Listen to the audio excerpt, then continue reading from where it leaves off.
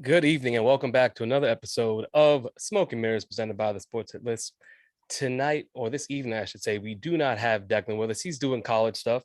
So you have Greg Polius, myself, Stephen Polius, and making his first appearance on the Hit List, well, I should say on Smoke and Mirrors, is Cam, aka Dr. Numbers. All right. The man has a doctorate in numbers, and you're gonna find out. Cam, how you doing, sir? Thanks for coming on. I'm good, brother. How are you? Good, man. Doing well. It's always a good day when we can come on here. I just want to say we're going to show why the baseball's Dr. Numbers is better than that other numbers guy. I mean, he don't got the paperwork. He don't got a doctorate, bro. he can't take him serious when he out in the basement trying to, online trolling. Nah. Greg, how you doing, bro? I'm doing well. A little bit of a crazy day, but I'm happy to be on. Got some good stuff planned. It is loving the bookshelf, by the way. Well, shout out to Nia. Shout out to Nia, because these ain't my books. I have not read not one. I don't even know what's really behind me, but it looks really nice. It looks real nice. Got to get this as a virtual background, honestly. But let's get into it, right? I want to start with the Sunday football, what just took place. And it was a momentous occasion for those folks out in Detroit. If you are a Minnesota fan, probably not too much. But yesterday afternoon, the tandem of Dan Campbell and Jared Goff finally got a win. All right, with some last-minute heroics, we had a 11-yard touchdown from Goff in the waning minutes of the fourth quarter for them to seal the deal and win 29-27. It's been exactly a year since Detroit has won a game, which isn't hard to believe necessarily. And when you look at that game, on the other side of the ball, Kirk Cousins you would think enough to get a win for his team. 30 or 40 for 340 yards, 2 touchdowns, didn't have any turnovers. They were without Dalvin Cook. They lost Adam Thielen early in the game, but didn't really play turnover ball. Now, there are those, specifically Travis McKay, I'll call him out, that believe that this loss lies squarely on the shoulders of Kirk Cousins. And Greg, I want to know from you, I think it's a stretch, but would you agree, or do you agree with Travis in this regard? No, because Travis is foolish. Explain. How can you blame the loss? He says, oh, well, the Lions shouldn't have been down 20-6 in the first place because Kirk Cousins should have got them touchdowns instead of field goals. Bro, this is football. If you think a team is going to score a touchdown every time down the field, it's, like I said, foolish. But nonetheless, when it mattered most, Kirk Cousins drove his team down the field and got the go-ahead touchdown to Garrett's favorite receiver, Justin Jefferson. And you would think with, I believe it was under 2 minutes left, that the defense could hold. Yeah. And somehow, he managed to blame Kirk Cousins for the defense giving up a touchdown on what was probably the easiest 2-minute drive I've seen in a long time. Cam, your thoughts? You agree with Greg? Wait, hold on. Oh. How can we forget the most important detail? Cam is a Vikings fan, and he was in the stadium. I mean, Cam was going to say it. I was going to let the man speak to it, but I'm sorry. He's not wrong. I was in the stadium at that time. But I completely agree with Greg, though. I mean, I don't know how you can really blame Kirk Cousins. Oh, is that him or is that me? Nah, I think it's him. Transpired. I mean, no, we lost you a little bit there, Cam. Was the man? We lost you for that, Cam. Was the man perfect? No. Hold up. You're frozen right now. Your screen's frozen. And can you speak a little bit? So I want to make sure you're good. Might have lost him. Difficult. But what it sounds like is he's also saying Travis was foolish without actually saying Travis is foolish. So, I mean, the grand consensus is that Travis doesn't deserve to be the football guy because even he doesn't know how to talk about football. Somebody tag him in the comments, please. You need to. Definitely need to. Cam's coming back. I want to give him a chance to speak on it because I don't think you're wrong. It's really hard to say that Kirk Cousins is the reason this team lost. Or he didn't score enough touchdowns, and when he got into the red zone, instead of getting touchdowns, he got field goals. When it came down to it, he got a touchdown for his team, put them ahead, and the defense in a 2-minute drill failed. They did not get a stop when they needed to. And I mean, hold on, Cam, you're muted. There it is. There we go. All right, you ready? No, yeah, it did it on its own. It did it on its own. I'm not sure what happened with that. But anyway, regardless, I don't know how you can really blame Kirk Cousins for what happened yesterday. I mean, was the man perfect? No. Did he give up a really bad fumble? Yeah. But yesterday it made now the Minnesota Vikings this season 0 for 8 on stopping potential game-winning or game-tying drives this season. Yikes. Yeah. And that is squarely on Mike Zimmer. That is squarely on. It's his defense. It's his coaching. It's his game plan. The Minnesota Vikings, it's been the story this season. They get a lead late in the game, and they just go and prevent defense and go, let's just make sure they don't score. But that doesn't work when, like, for example, in that last drive yesterday, they rushed 3 on every single play. No pressure on Jared Goff. Yeah. You put pressure on Jared Goff, and you don't need a prevent defense to stop what's honestly a cast of characters that where the best receiver is Amon-Ra St. Brown. No disrespect, but that's a rookie. Yeah. You don't best game of his career. You don't need to do all that. You could get pressure on him. Now, granted, in his defense, Danielle Hunter is hurt. Everson Griffin is having mental health issues, and the defensive line is banged up. But it's Jared Goff, and it's the Lions' offensive line. Like, hey, that is Rook's, Jared's favorite quarterback right there. So don't talk about him negatively. Just saying, like, that is now makes the Minnesota Vikings. I saw this stat. They're 0 for 8 this year on game tying and game winning drives by the other team. Now they've won a few of those because they were game tying, but generally though, this defense in crunch time cannot get it done. And that's on Mike Zimmer. The coaching this season has been bad, to put it generously. And to blame Kirk Cousins, I think, is ridiculous. The 2 games today and yesterday, or not the week before that, were probably the 2 worst games of the season. But prior to that, he was as efficient as they come. And you can't blame him for all the Vikings' faults. That's on the coaching. Yeah, no, I would agree with that 100%. I think as far as the last meeting, because if I'm not mistaken, that the score was 19-17. It came down to a final drive as well for the Lions and missed field goal, right, which ended up losing. So another speaking to the type of defense they're playing late in the game, fourth quarter, 2-minute drill that prevent defense not getting pressure on. And Jared Goff, I asked this question to you, Greg. Does this speak anything to his play at all, or do you just it's kind of this a one-off that Goff because he still had to drive down the field? Yes, it was a nice drive, right? Yeah, but I think this was a product not of Jared Goff, but more of the Vikings' ineptitude on defense.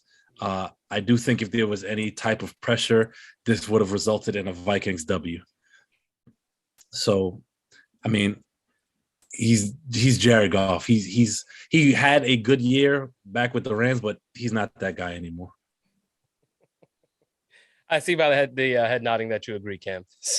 Yeah, I mean, it's just I watched that game from the stands. I was in the front row of the upper deck. So essentially, I was watching all 22 film, and basically the Vikings they lined 2 guys up on the edge, and they lined 1 guy over the nose tackle, basically playing 0, and they're basically rushing 3 every single play.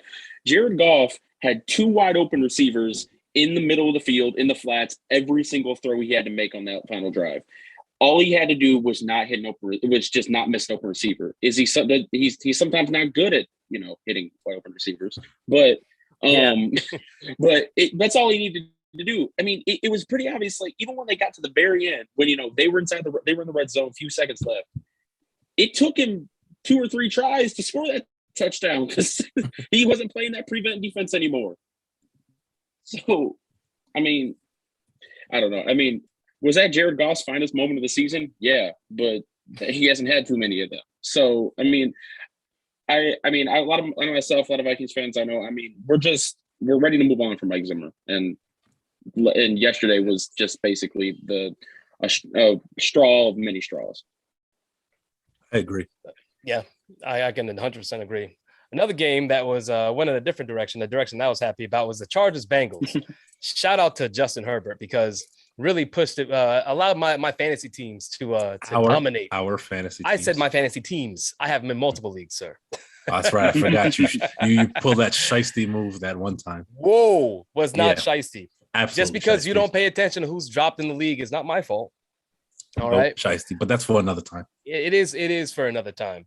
But Cam, I'll start with you. Chargers, they won 41-22. We had some ups and downs with the offense. They started out really hot, cooled off. But on the other side, the Cincinnati Bengals, we're seeing the offense really sputtering. And in this game, Joe Mixon has been their engine as of late.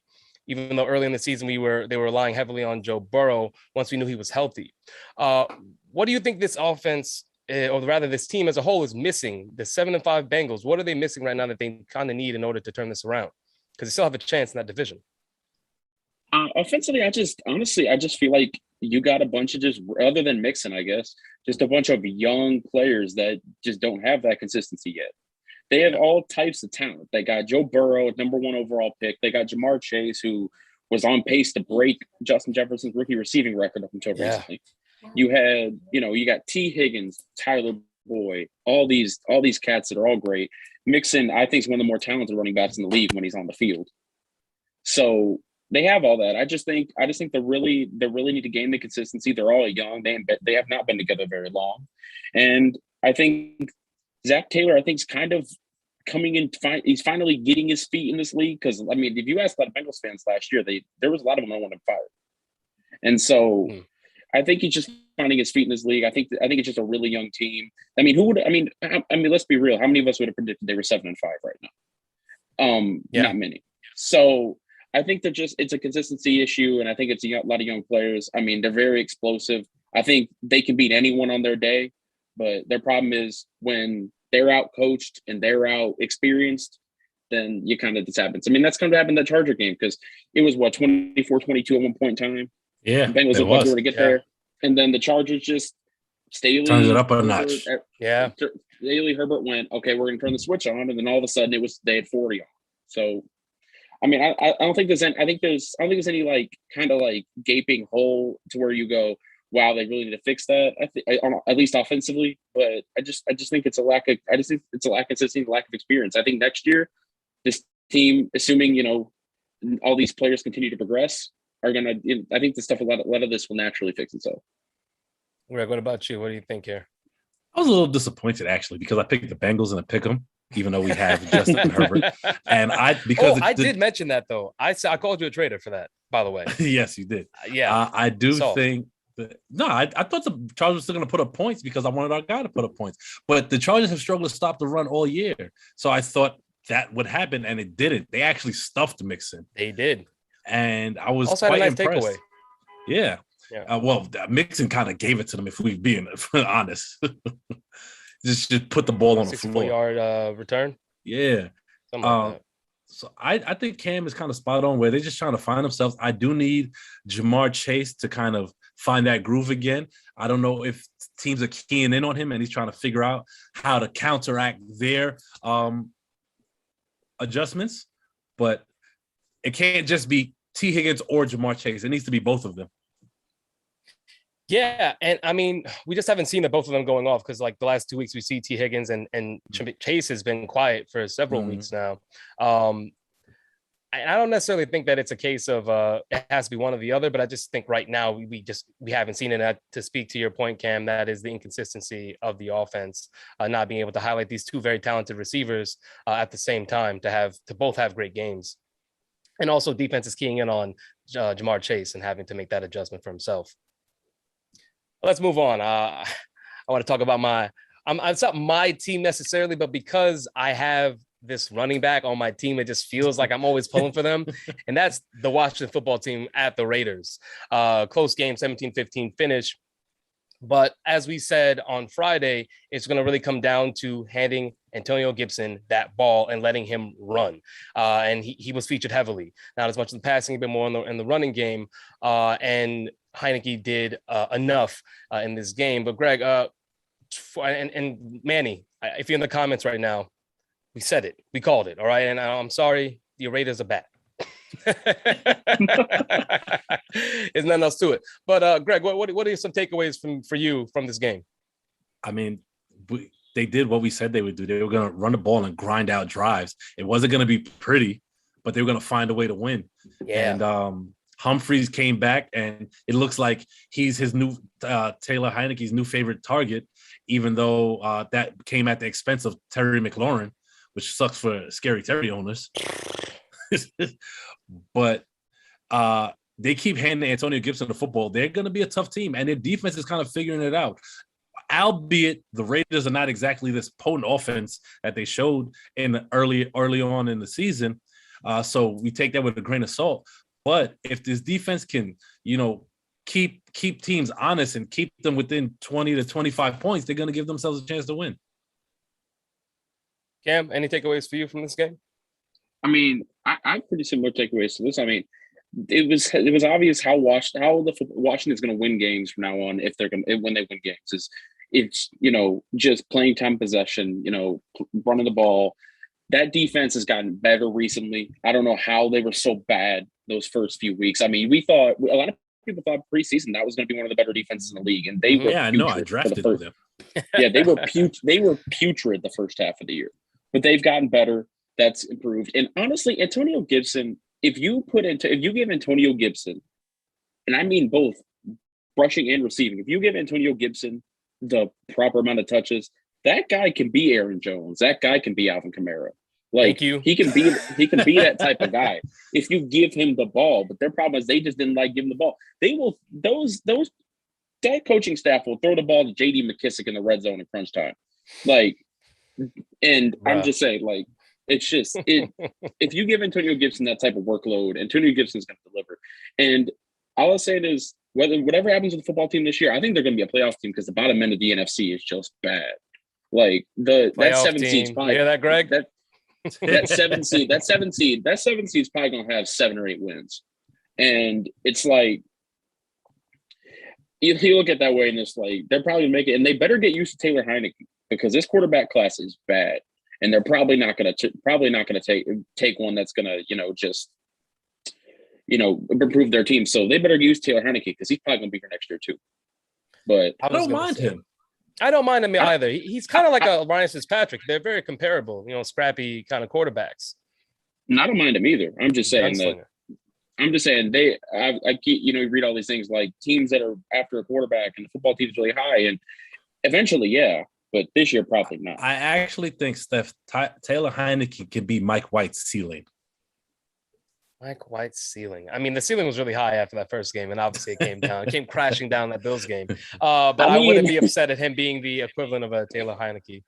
I could see that. I mean, just a guy that kind of once you put the infrastructure around him, can just not make mistakes and flash his arms sometimes. I could see that. Yeah. And Cam, I was going to say, if you're looking for employment, you could easily be an offensive coordinator for the football team because that recipe of feeding Antonio Gibson, like Gibby needs his touches. All right. You win every time the man goes over 20. I remember this offseason, I believe it was offseason, when Ron Rivera said, it was the OC or Ron Rivera, I can't remember which, but pointed at his coaching staff. And they went, we're going to try to give Gibson 1,000 this year. Yeah, we'll see how that went. Oh, if only my fantasy team would. He could. And the crazy thing is, when they drafted him, they were likening him to how C-Mac was utilized in Carolina, and you just don't see it. That's what I'm saying. They thought they said it when they drafted him. They said it this offseason. They're like, we think he can be 1,000. And I think he can get near that if you give him the touches, but they have not committed to that at all. They have not. I have Elijah Muhammad in the comments. Shout out to you, to Elijah. Just saying that Carr missed Jackson multiple times, especially towards the end. It sounds like you're making excuses. But I get it. I mean, I know there's another Raiders fan in the chat, but to me, this is just a team that has been sputtering, this Raiders team, and we're not going to see much from them. Is it really? He got zucked again. Bro, I was like, I don't think there's another Raiders fan. Wait, you should have caught that. His name's Elijah Muhammad. Bro, it's just the name to me. I'm like, oh, Elijah Muhammad, new fan. Hey, when you said it, I paused. I was like, wait a minute, what? First of all, he named himself after the Nation of Islam guy.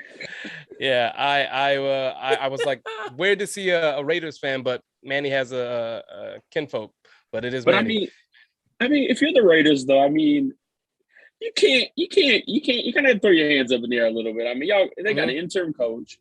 You got an interim coach. You got a team that's just it's one day they're over here, one day they're over there, and it's like you kind of just can't. You just got to throw your hands up in the air and go.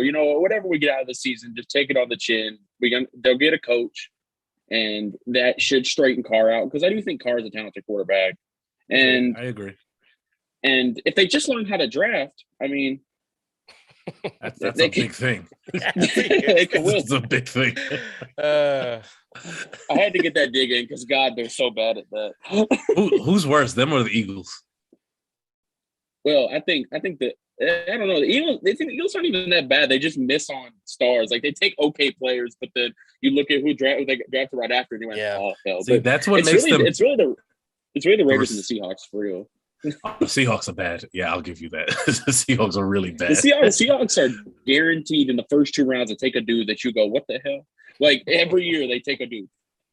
That's about right. Oh well, we have their first round pick now, baby. Well, the city of New York's going to be on the edge of their seat for about 4 straight picks in the middle of the top 10 this year. So or 5 actually. The Eagles have 3. So that's a fact. It's going to be an interesting draft for sure.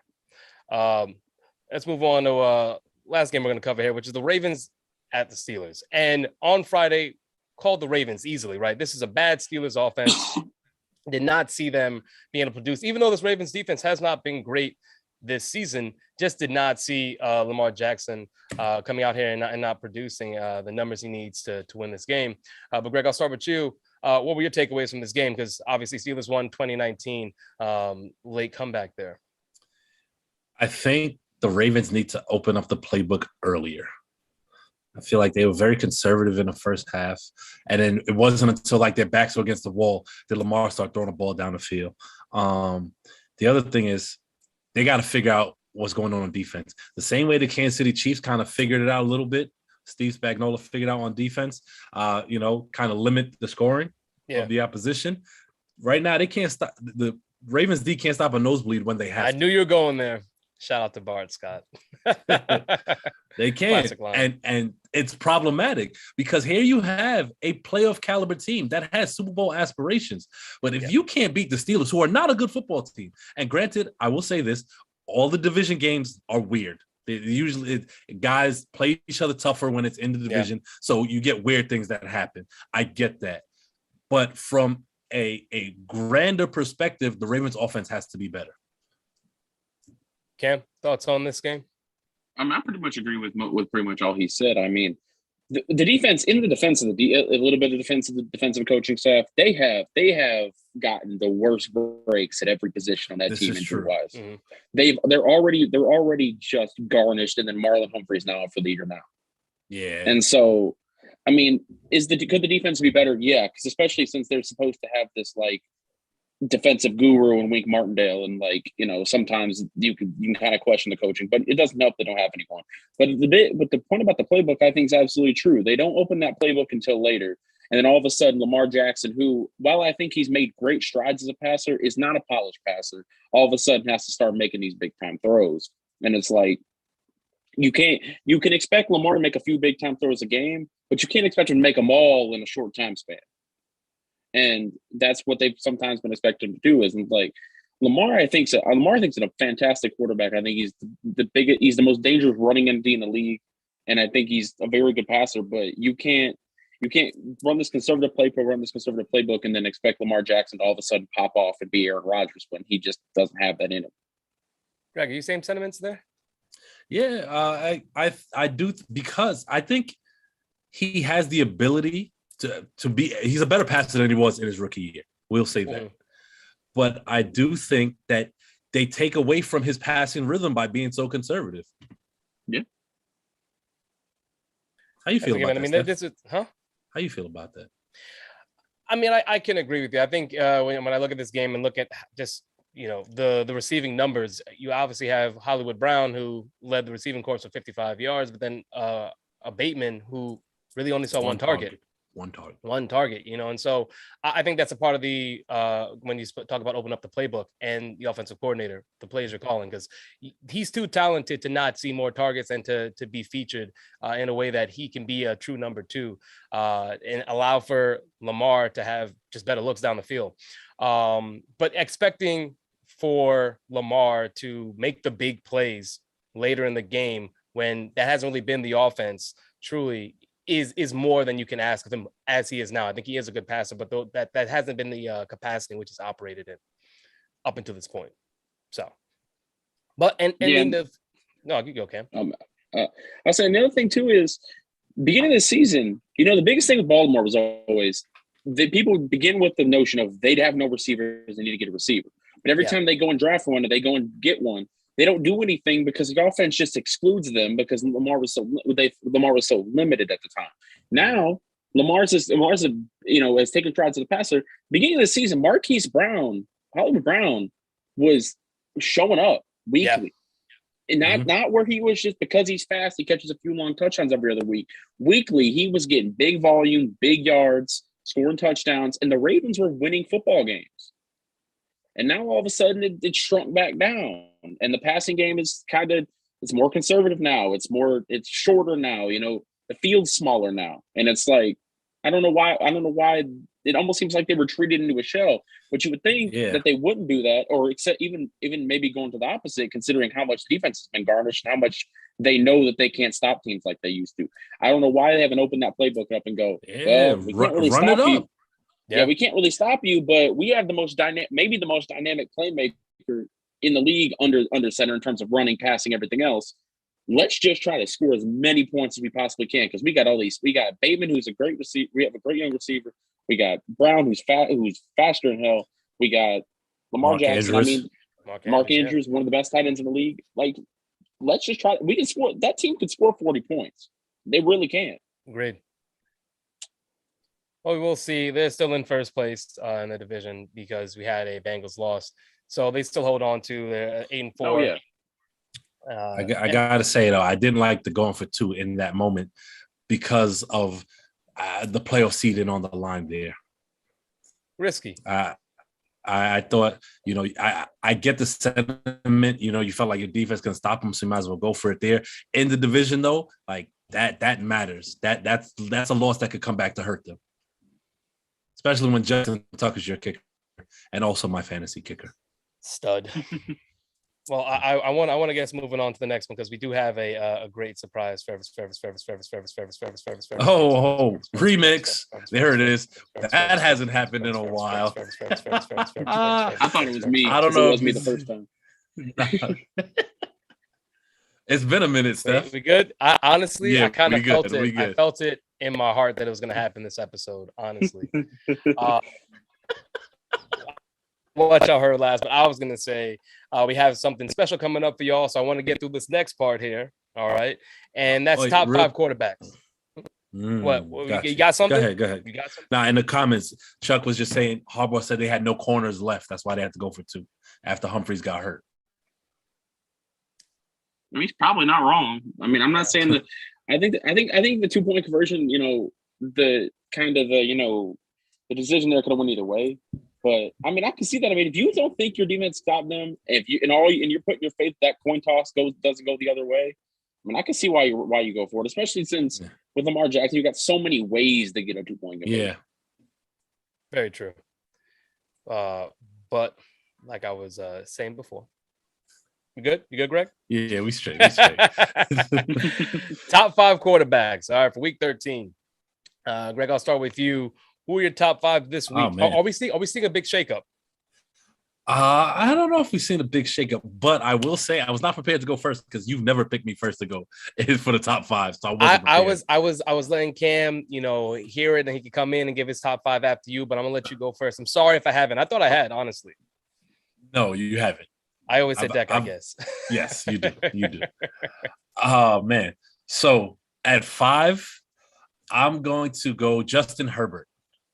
Okay. Ooh. Yeah. So you got a little bit of a 3 shake up there. touchdown day. You're like, oh Yeah. yeah, that's my guy. Yep.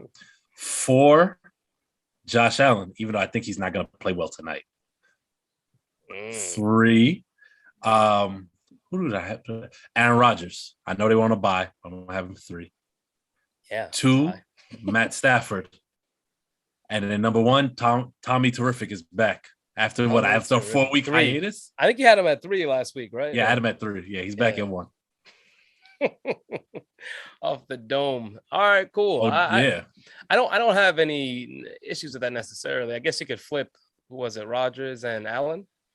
I'm just saying if you had to debate anything, maybe that. Yeah. But Cam, but who are your top 5, sir?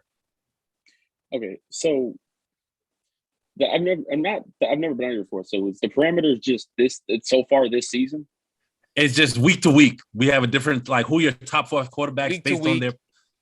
You could figure out if you want to use the historically for the season, how they've done up to this point, cumulative. You can. Greg likes to go off of any kind of feeling he has because he'll just take Lamar from not on the list to number 1. I mean, Pat Mahomes was 2 on my list last week, and he's not on my list this week. And Justin Herbert's 5. Yeah, and Justin wasn't on my list last week. Typically, what's going on in that week will have more of an impact on where they stand. Okay. Than the totality of the season. Yeah. All right, so I'm gonna start from 1 instead of 5, just because it's probably easier for my brain at the moment. Tom Brady, I feel like this season through 13 weeks is hard to knock off number 1. I mean, Tom Brady week in and week out is just throwing 3 to 4 touchdowns every week. No matter who's hurt, who's on the field, it don't really matter. Number 2, I think he's gotten back into his groove. I'm putting Patrick Mahomes at 2, and I still think he's the best quarterback overall in the league. Even with last night's performance, I was gonna say last night against Denver wasn't anything that a number 2 quarterback looks like. I'm not reactive in that way. I still like if you're taking a team right now and you're saying pick a quarterback, take me this, to take me forward in a season, I'd have a hard time not choosing. 3 is Aaron Rodgers. He was on a bye. You can't punish him for anything this week. And then I'd probably go Allen and Herbert next, them 2. So our real difference was Stafford and Pat Mahomes. Those were our 2 big differences. Yeah, and I mean, I think in terms of talent and stuff. I mean, I think Russell Wilson at some point is going to figure it out. I'm not going to put him in there now, obviously, but Russell Wilson I think is going to figure it out. So he always does, but I need Seattle to keep losing, so I don't need him to figure it out. I agree. I think that eventually Russ will figure it out. He's not sniffing top 5 just yet, though. For my top 5, a little bit different than what y'all put out there. I'm going to start with 5, and that's Kyler Murray. All right, now I'm putting Kyler there, right? Because I see where you're going. First game back, right? The man obviously didn't sling for much, 100-something yards, but 4 touchdowns. His impact was felt immediately. 2 on the ground and 2 in the air. He shows you the threat that he is and why that Cardinals team is dangerous. All right. Colt McCoy did a good job filling in for him, but the threat of his legs is real. And when you're a defense, you have to deal with that as well as what he can do through the air. I mean, he got Hopkins back and immediately had a touchdown. That was his first TD of the day. So I think he gets vaulted all the way up to 5 because he hasn't been healthy. Now we're seeing him healthy, and he's having a huge impact first game back. Number 4 is going to be Aaron Rodgers. Yes, he didn't play this week, but I just feel like based on how he's played previously, he gets to be in the 4th spot. Josh Allen at 3. That's why you could argue it. Well, not the only reason. Not the only reason. I know it's a little flip there, but I was just surprised that Josh Allen wasn't higher than Rodgers. That's all I'm saying.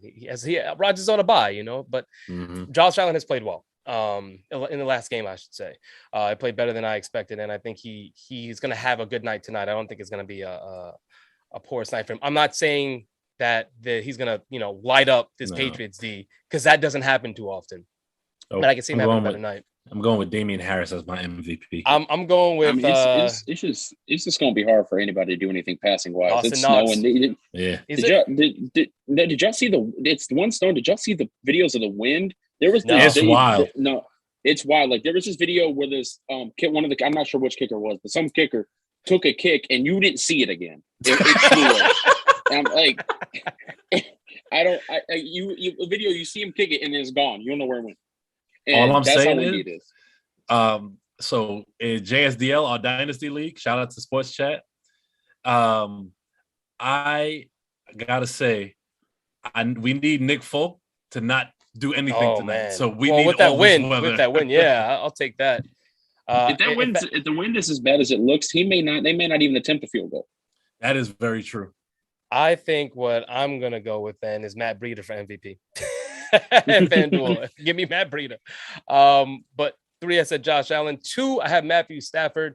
I just needed to see a good game from him, and we got that. 3 TDs. He ended up hitting Kupp, Jefferson, and I forget and Odell Beckham finally got a touchdown. So I think Matthew Stafford, seeing him sling the rock like he can, is my 2. And number 1 is just Tom Terrific all season long. There really hasn't been a way to replace him. Even when he has games with Leonard Fournette is just taking over, he's still the best quarterback to me right now, hands down. And Greg, you were disrespectful for dropping him to 3, but that's just how I feel. But you already know that my week to week can be shaken up. We do know that, and I'm gonna call you out every time. Like, Deck wasn't wrong when you had Lamar in 1 when he wasn't on the list the week before. And now Tom dropped to 3 when I forgot who you put at 1 that week. It was probably Stafford. I think it was Stafford. You sure? It was Stafford. And that was during the bad Stafford, like 3 weeks of just bad play. Yes, it was. Then if that's the case, it might have been Pat. Who knows? But all I know is that there were 3 weeks where I didn't have ludicrous Tom. Either way. at 1. Oh, that's the top 5 for us. Gonna switch over into some baseball right now. And I know it's like, oh, what's going on in baseball? Well, we wanted to revisit something that's been going. It's been real hot in the hit list streets. All right. If you're in any of the group chats, then you know. But that is the conversation of Derek Jeter and his gold gloves.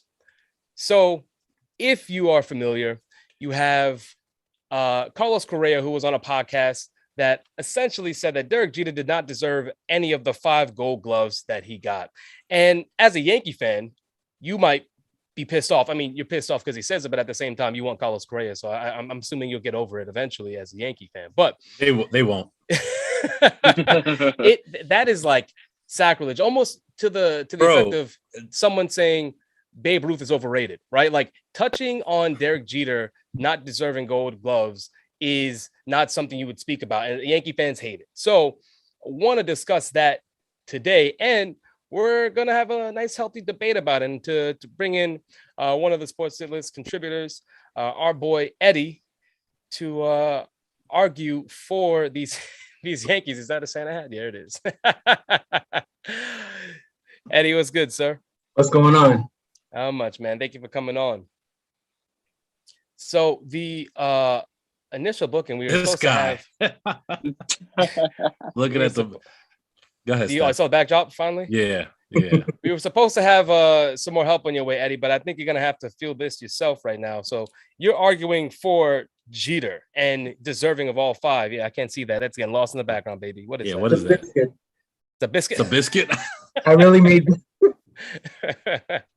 But yeah, Eddie, I'll let you start with this, right? And so you're for you believe that Carlos Correa is way off base, that Derek Jeter is deserving of all 5 of these gold gloves, because it's okay if it's only a few, but are you looking at this as Derek Jeter was the best defensive shortstop in all 5 of those years?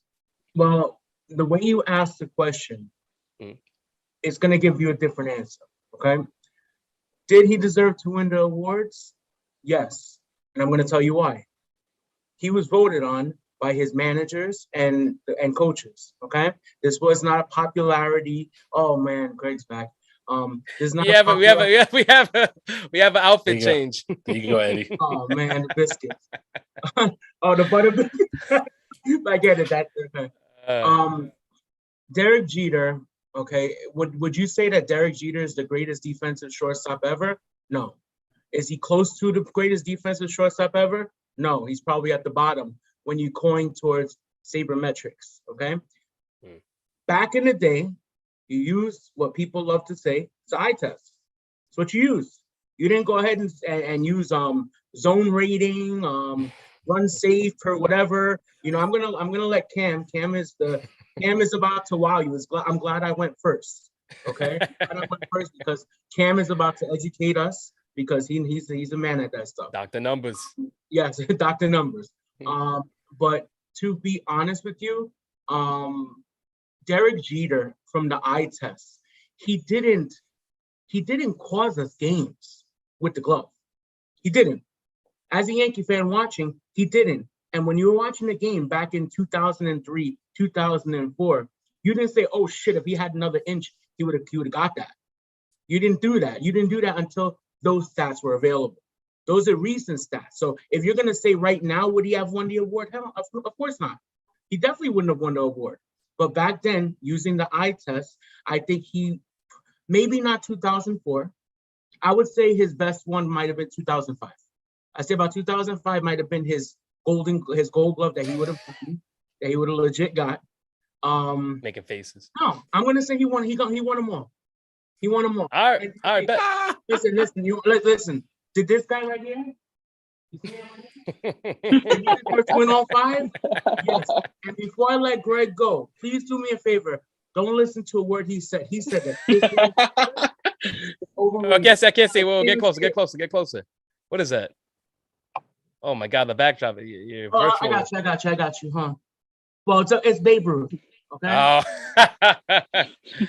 Mr. Overrated himself. Yeah. All right, go ahead. You can go. Yeah, well, actually, Cam, I want to let Cam start for this one. If you want to take the question and counter Eddie's argument. So the question is, did he deserve all 5 Gold Gloves? But I'll start with this. Derek Jeter, when it comes to not making errors and fielding percentage, was a very good defensive shortstop. Because when the ball was hit at Derek Jeter, he very rarely made a mistake. But Derek Jeter's problem is he had the range of if you put Mac Jones at linebacker. The guy just couldn't physically go left to right at any great amount. And I do think it's kind of ironic that Eddie said 2005 because that is by far his worst metric since absolutely ironic. That's why I made the face. No, well then I looked it up wrong, but I got numbers here. Eddie, hold on. When we come back to you, can give the numbers. But can't finish I just find that really funny because if you want to make the argument that sabermetrics were kind of in their infancy back then, I can understand. But in 2005, the guy was a negative 27 DRS with the defensive run saved, which is second worst among qualified shortstops. Even if you want to kind of poke holes in sabermetrics, you could cut that number into a third and it's still awful. So, and he was a minus 15 UZR, which is ultimate zone rating, which is basically what I was talking about, where you talk about how, his range. Yeah. His range, which was just bad. And then Fangraphs has a number that kind of does the same thing as WAR, but as defensive. And he was minus 8.1 in that too. So, 2005 was a really bad year for that. And I can kind of just break this down to where it goes. His best season in which he won a Gold Glove was 2009. Yeah. In 2009, he was a positive defender. In 2009, he was a positive 3 DRS guy. He was a 12.2 value guy defensive, and he was a 6.3 UZR. Should he have won it that year? No. But that was the year in which he was where you could make the case. You could make a case, yeah. But then again, it's kind of hard when that year there was a guy that most people haven't heard of in Seattle by the name of Jack Wilson, who put up a 28 DRS. He put up a 19 and a 15 UZR. Now, granted, were they ever probably going to give a Gold Glove to Jack Wilson when Derek Jeter was a plus defender? No. But that numbers are what they are. All right, Greg, I'll let you follow that up, sir. So Eddie said he got the Gold Gloves. He won them. But we have to take into consideration what the media landscape was in that time frame where it was a popularity contest. The rightful people did not get their just due, like a Jack Wilson. Hell, Rafael Palmeiro got a Gold Glove playing 17 games at first base. That's awful. you know? So just to say he got them, that's a lazy argument, Ed. You're better than that. Don't be that guy. And furthermore, Derek Jeter, of the 5 Gold Gloves, there are 4 of them where he had, as Cam said, negative defensive run save. And then in those same 4, he wasn't even it may have been outside the top 5 in fielding percentage amongst qualified shortstops. So how can you sit here and argue and say he deserved them? Because that's the key word. He deserved them when every single metric tells you otherwise. Can I answer? Yeah, Eddie. Sure. Okay, so let me, Greg, I'll answer this. Let me ask you, because you're from New York, right? If I'm walking down the street right now in New York, right, with 4 ounces of marijuana, am I going to jail? Not right now. Okay. 2 years ago, if I'm walking down the street with 1 ounce of marijuana, am I going to jail? Probably. Okay. Here's what happens here, okay? As soon as Rafael Palmeiro played 28 games as DH and won the Gold Glove, because of they use his bat. They use his bat to go ahead and bring his stock up on his glove or whatever, right? They changed the system, and instead of letting the sports writers go ahead and vote, they let the managers and the coaches vote. So it had nothing to do with the media, okay? What I'm trying to say is that back then, the coaches and managers, they made their decisions, and it wasn't on all of the metrics that you're putting in.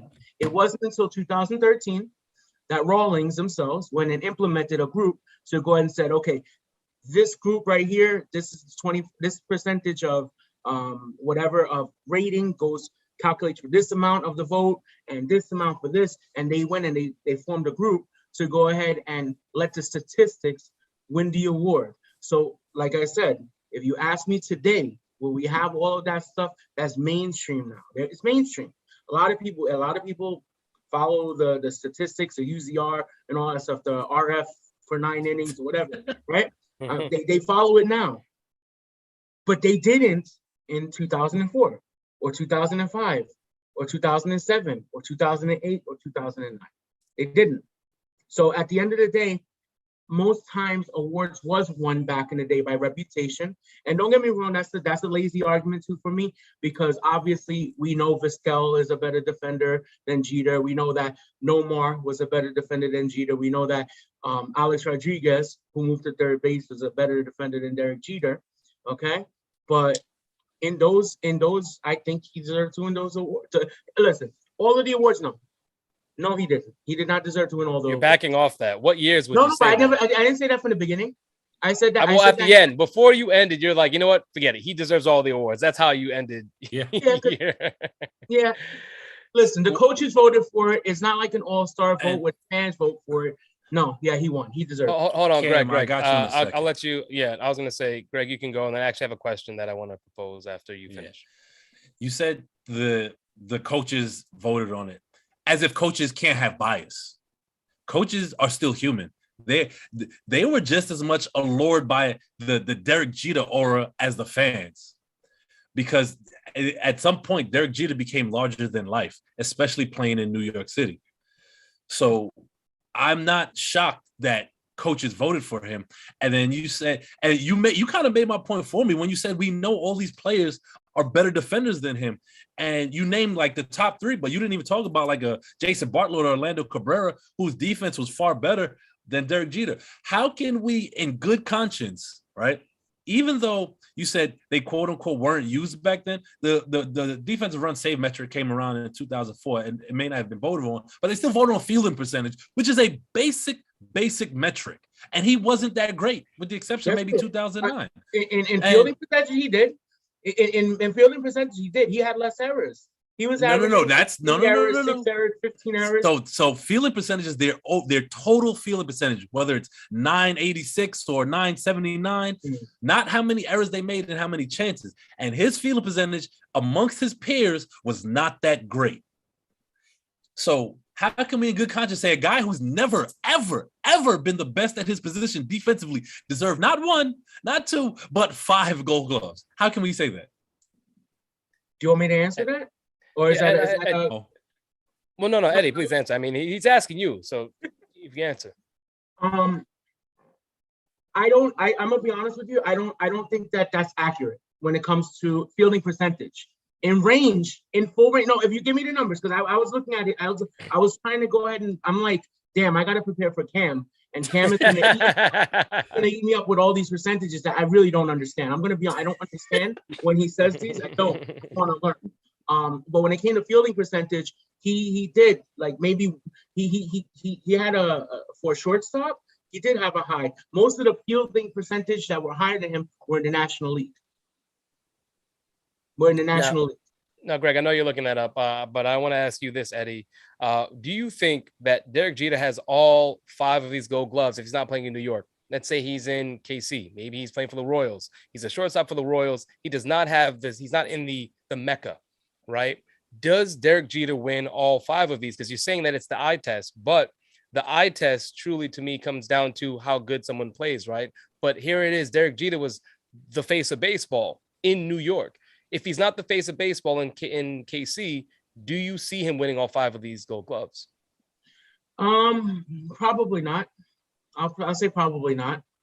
But you could say that for many different things. Let me just bring it back to Greg. Right? Greg said that the managers gave high emphasis on Derek Jeter because he's an allure, right? So what happened in 2006 when they gave the MVP to Joe Mauer? Was there a lure there? Was there a lure for Derek Jeter when he got screwed out of an award where Joe Mauer wasn't even the best player on his team? Joe Mauer wasn't the best player on his team. Justin Morneau was better than him, and Johan Santana. I thought Justin Morneau won the MVP. My apologies. Yeah, I got the names. Yeah. The Morneaus. My bad. Mm-hmm. You're right. But there was no allure. They hated the Yankees. Managers hate the Yankees. They didn't hate the Yankees. They hated George Steinbrenner. They hated George Steinbrenner because he would spend all this money, which is what the Mets are doing now, right? But they spend all this money, and they're like, oh, you have an endless pocket, and you're winning you're buying championships, not winning. You're buying championships. So I don't see how managers are going to do them any favors. Maybe Derek Jeter's an exception. As someone from the Midwest, well, not originally from the Midwest, but resides in the Midwest, maybe Cam could speak to that question. Yeah. I mean, so I've been really taking in everything everyone's saying. So the question that Stefan posed was, did he deserve those 5 Gold Gloves? That was the question that was posed to us. And Eddie, I understand what you're saying. Like, I understand these metrics weren't really brought in. You know, they were kind of old. They were kind of, new at the time. But the question is, did he deserve them? So if now that we have those metrics, you now can understand those years, what he did, how good of a defender he was. So if you're admitting that he wouldn't have won those awards if he was in Kansas City or in Milwaukee or wherever, then you're saying he didn't deserve all of them. If that's what you're saying. But that's a different question you're asking. You're asking does he deserve it now? Back then, when it was not available, when these things were, I'm sorry. They probably were available. They probably were available for a long time, right? But they weren't emphasized, okay? In a time when it wasn't emphasized, yes, if you're going to say right now, when it's all available and you can go ahead and let's do a repeat. Let's look at everything. Let's look at all the numbers. Let's go ahead and be a statistarian or whatnot. Statistician. Yeah, now I don't think he would win it. Now I don't think he would win it. But if we want to look higher into it, we can go ahead and look into a lot of other awards that people got that maybe there's different metrics available now. Hey, they won an award, but they really weren't that good. They weren't as great as the numbers showed. Real quick. I do believe when Jeter won some of these Gold Gloves, there was a lot of debate because of the other guys that were playing shortstop in the league. Mm-hmm. Go ahead, Cam. Yeah. Well, one thing I will say is, especially in 2005 and 2006, there was a big problem where the competition among, or at least the top of the American League when it comes to shortstops defensively was not very good. 2006 specifically. And then you could argue the top 8 or 9, when you go back and look at it defensively, shortstops were National League players. Mm-hmm. Adam Everett, Clint Barnes, Craig Counsell, mm-hmm. Jimmy Rollins, go on and on. And it's just the fact of it was a perfect mix for Jeter in few of these years where you didn't look at the American League and go, there's that guy, or even here's a couple of guys. There was nobody in the top of the American League where you went, man, that guy's really it. So even though Jeter was, especially in 2005 and 2006, honestly, statistically horrid defensively, because he had this, he was larger than life. He had this, those few plays he made in his career, those brilliant plays, those were people's minds even in 2010, even though those things had happened, years and years before. I think that's a lot of times that's what happened in 2005, 2006. And to answer the question where if he was in Kansas City, I think if he played at Citi Field, he wouldn't have won all these awards. I think if he won all these Gold Gloves, I think if he played, it's because he played exactly where he was. And that's taking nothing away from Jeter, the ball player, totally. Jeter was a great hitter. Jeter was all this. But defensively, the only year where you can really go, man, I can see how someone could think that was maybe 2009. But again, the question that Stefan posed was, did he deserve it? Now, I understand what you're saying, that in the time, maybe he deserved it because people didn't have all the information. But now we do. We're looking at this retrospectively. Yeah, so that's what I'm saying. If that's the question, if the question is looking at it now, with what we know now, did he deserve the award? That's a completely different question. Well, I mean, that was a question from Jump. That was a question from Rip, and you said yes, all five. Did he deserve it? But not knowing what you. Okay, I'm gonna be honest with you. That I was prepared. My fight was for did he deserve the 5 Gold Gloves? Not knowing what that's what that's what it is. I mean, no, you say I'm gonna be. I didn't prepare for that. Yeah, so you're looking at it. I wouldn't have taken this suicide mission. So I would gladly just sit here for the education from Cam to tell me about. I mean, if we're being real though, I mean, 2 of those Gold Gloves happened in the last 12 years. I mean, people had all these stats in 2009, 2010. He won 2 of those, and he won 2 of those while I was at least cognizant of baseball, and I'm a young person. So, I mean, we were barely getting broadband though 12 years ago, man. What does that have to do with anything? I mean, I'm just saying. In 2010, how did anyone watch Alexi Ramirez in 2010 and not go, he shouldn't have won that Gold Glove? But nobody in 2010 was saying, crap, let me go on Google and see what his UZR was. That's not how it worked. It didn't work back then. What happened was they saw a bunch of people, maybe Jeter, maybe Rafael Palmeiro, and like, wow, some of these people are getting awards, maybe because their offense is increasing their defensive value somehow. And they said, you know what, we need to get a hold on this to give the right players or accurate players their thing. And they went and they changed it in 2013. It was completely different. It's not funny. I'll say my only pushback to that is when you look at the Gold Glove Award in its totality in that time, they didn't miss a lot. Like, did they miss some? Definitely. But when you really looked at it, they didn't miss a ton. But Jeter managed to hit 5 where he wasn't the best shortstop in the American League. So it gets to a point where a lot of it was he won it because he was Derek Jeter. And Eddie, you came on earlier and you had the backdrop of the flip, which if you play baseball, you know that Derek Jeter had absolutely no business on that side of the field for that throw.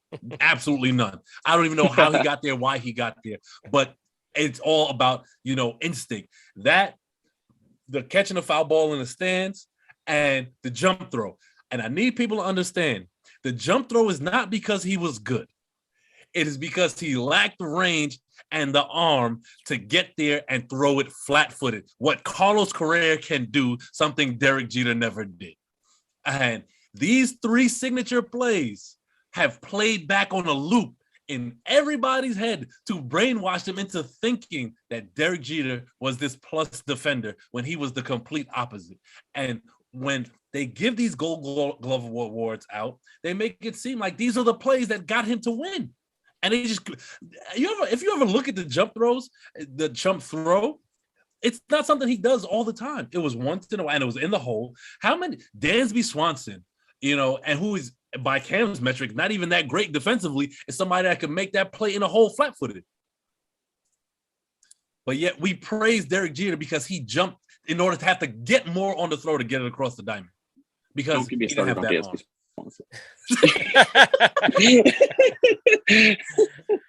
Actually, Eddie, I want to let you have your closing argument here, so you could. You said that you didn't plan for this, but what is your closing argument, knowing that it is deserved? Did he deserve all 5 of these Golden Gloves? Knowing what I know now, I'm gonna let Cam tell you. Cam, I'm gonna leave my time so Cam could educate us on some of these statistics, and what they mean. I'm not gonna lie, Eddie. Might be a smoke and mirrors first. Yeah, I'm not gonna lie, Eddie. There's a lot of Yankee fans that are probably real tight at you right now for coming off your point. I mean, I'm kind of disappointed because I thought I was gonna be able to go through year by year. And in 2004, honestly, the 2 best American League shortstops, because they kind of split time at points in time. But the 2 best candidates in 2004 are both Red Sox. So I was probably gonna hurt Yankees fans' feelings. Yeah, Julio Lugo. Well, the best TRS guy that year at shortstop in the American League was Pokey Reese.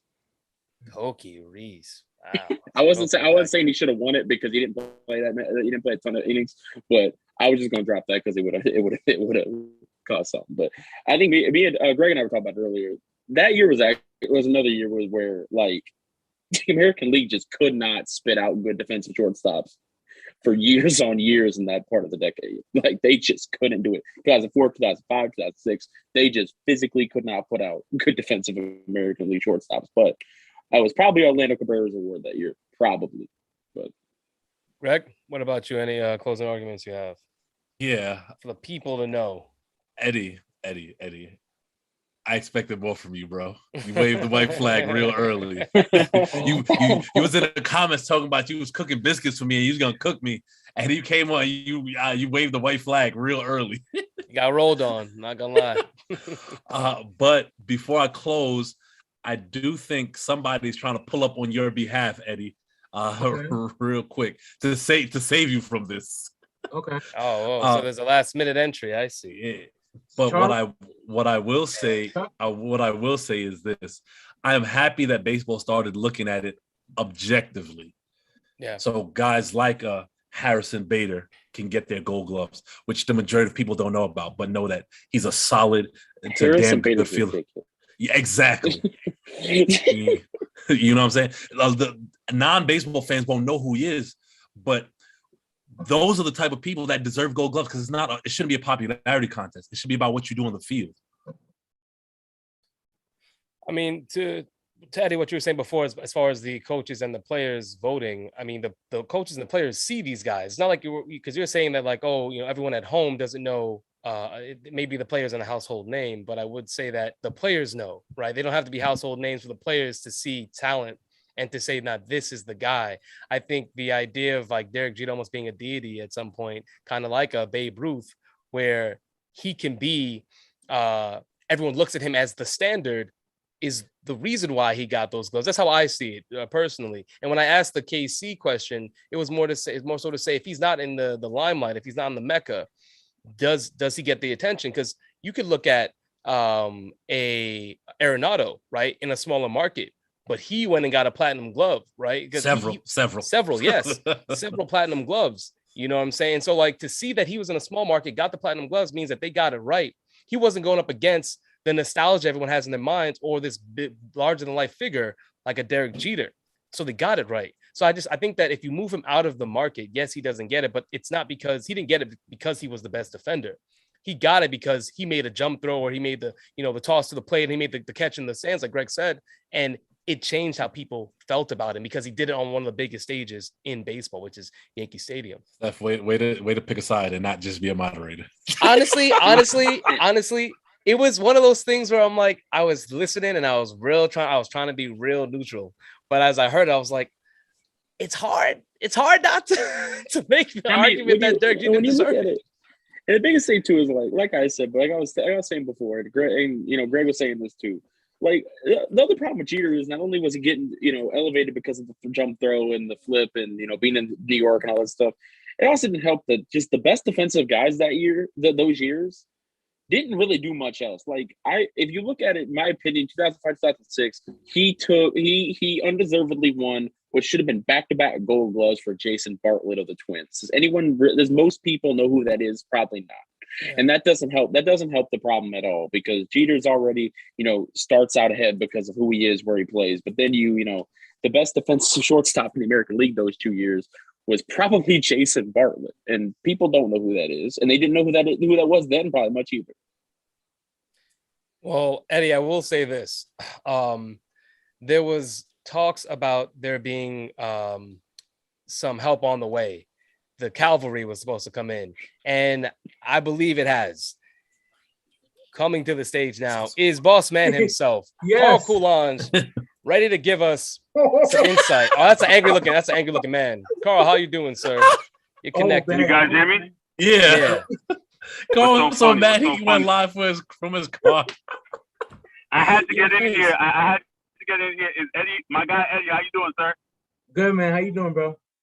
Good. So Cam is the new guy. I don't know Cam, and I don't know if he knows who I am, but I've heard some good things about you. I had to get a chance to watch the live. I heard a couple stuff, and there seems to be a lot of numbers thrown around and not understanding what my premise was. And I know Greg is going to have a whole lot to say that my premise was stupid, and people don't even give me the opportunity to explain myself or talk before Greg has to jump down my throat. So I just wanted to throw that out there before you jump down my throat. What are you even talking about? No, in the comments, because when this debate happened 2 weeks ago, we had this conversation, and I made my premise. You looked at me and you're like, "This is why you don't know baseball and you don't watch the game," and you had all this other stuff. Oh, you was on Anthony Mullins. You wasn't making sense, but continue. But you wasn't listening to my point though. And again, this why would I listen if it doesn't make sense? You see, reading is fundamental. Listening is fundamental as well. Like I literally just got out of work driving from Guam to get to go to Target and do my errands. I'm like, I had some time to chime in before I go inside, because if I go inside, I can't turn on the computer. We know how that goes. I'm home. It's not about going, but so we know that's a conversation. But my main point is this: is that I think a lot of times when we talk about the word deserve and we're saying he didn't deserve it, we don't look at the voters. That was my point, right? My point about it is, and this goes with any awards given in sports. We can sit here and look at the numbers and say who is the better shortstop, but who we really need to attack are the voters. So therefore, when someone wins an award, any given an award, and I use the Oscars as an award, and Greg said it was a bad take. It's the same thing as why do people boycott the Oscars? Because they don't like what the voters are choosing as winners. Everybody told you it was a bad take, and you brought it on air still. You're still not listening. Okay, but you see what I'm talking about, right? He's not letting me finish my point. My point is about who votes the awards. That's what I'm trying to have people understand, is that who's in charge of voting for the award. So we're sitting here saying Jeter didn't deserve it, but I believe that we're not giving the people who vote on the awards as much flack as we are saying that Jeter didn't deserve the award. That's my point. So you can either agree or disagree. That's how I'm saying it. And you're going to say it's nonsensical, but it's the truth. Who votes the players for the awards? Is the media, correct? So why are we not attacking the media for saying that they made the wrong decision as opposed to saying that he didn't deserve the award? That's what I'm saying. So you can agree with or disagree. There's one major fundamental flaw with your argument. Baseball is probably the sport with the most attacked writers and media representatives that vote on awards because they're so wrong so often, especially when it comes to the Hall of Fame. So there's always been something there to complain about. But we're not talking about the Hall of Fame, though. We're talking about I just said including. But I know about the Hall of Fame, of course, when it comes to the steroids. Absolutely. I know that. But what I'm saying just because I don't watch baseball doesn't mean I'm not knowledgeable and knowing about what goes on in other sports. We have to stop using that as a narrative. Carl is triggered. Doesn't watch baseball. He is always triggered. I'm not triggered. Yes, you are. Because this is what people love to do. Well, I don't sit there and watch 260 games or 300 games of baseball a year. No, I don't know what that's the hell not what I'm saying, I know what goes on. All right. Carl, So I remember games they you had. tried to use the 300 games. It doesn't matter. I still know what goes on. My overall point is this: it's the voters' problem. It's the voters is the issue, right? You tried to use the Oscars, and it was a bad example because the Oscars are boycotted for a social reason within Hollywood, not a voter reason. Correct. But again, people are not. But again, the overall premise is what? People are not, because they feel like other people are deserving of awards. Am I not right? No, you're wrong. It's because they're not represented in the awards. But they're also, again, they're not represented, and they're not represented, and they're deserving to be represented. Let me tell you something. Right? If they were nominated, fine. right? Just Okay, nominated. fine. They would. Hold on. Let Greg finish. I want to hear. That's why it's a bad example, because it was about the Oscars is about representation.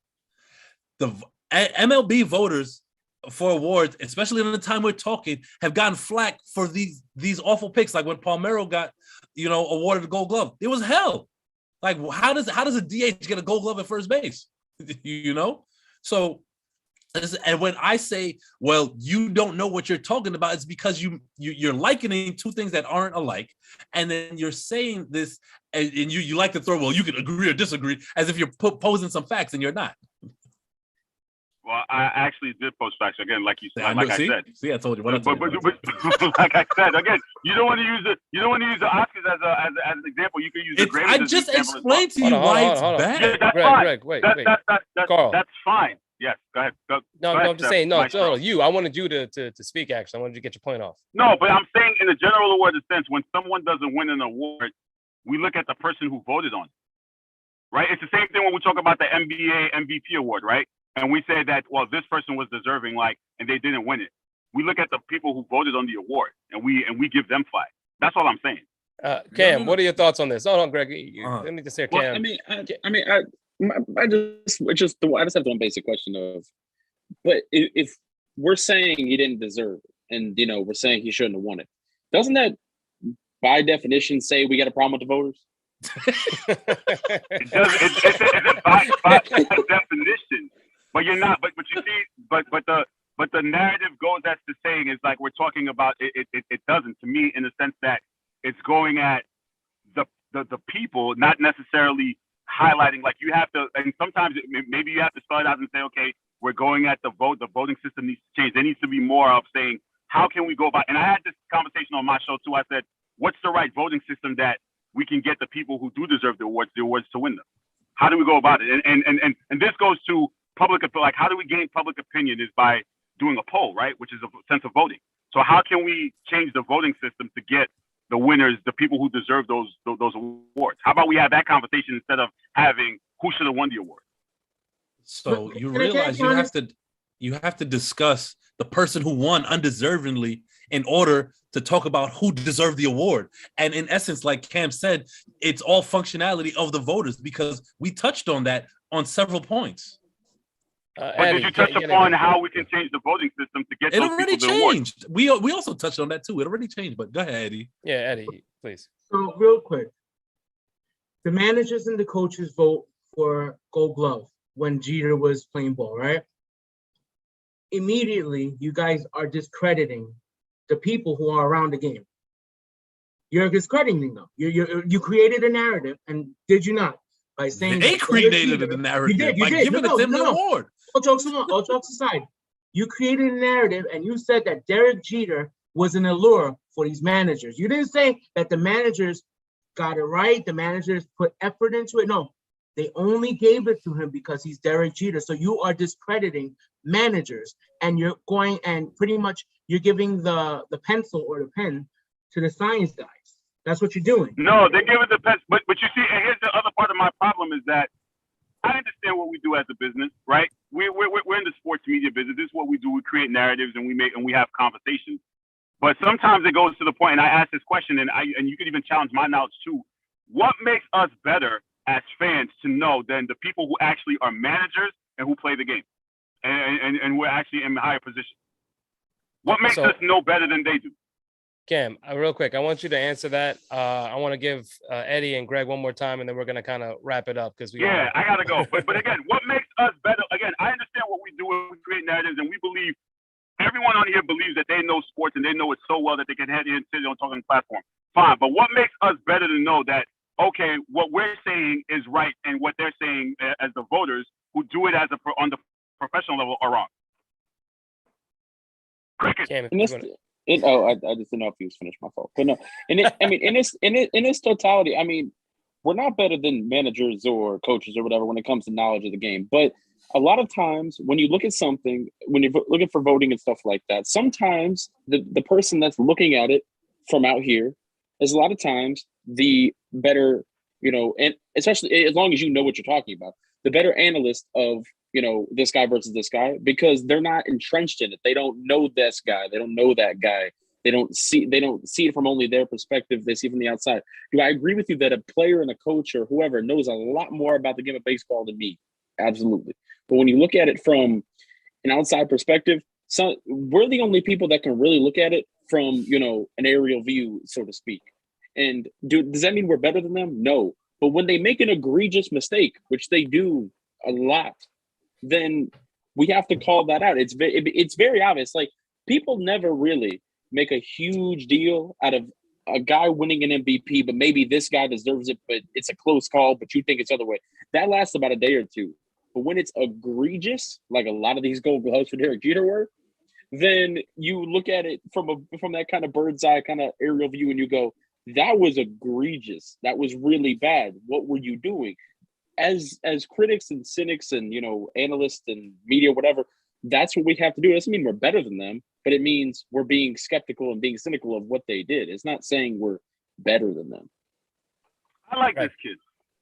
I like this kid. I like this kid. That was very well thought out. I like this kid. Give him some more airtime. I like this. Boss man, he has spoken. Greg, let me hear your closing, please. My closing is that Carlos wrong, as always. Hey, you know what, Cam? Since you're new to the Hitler Streets, let me tell you something. This is what Greg does.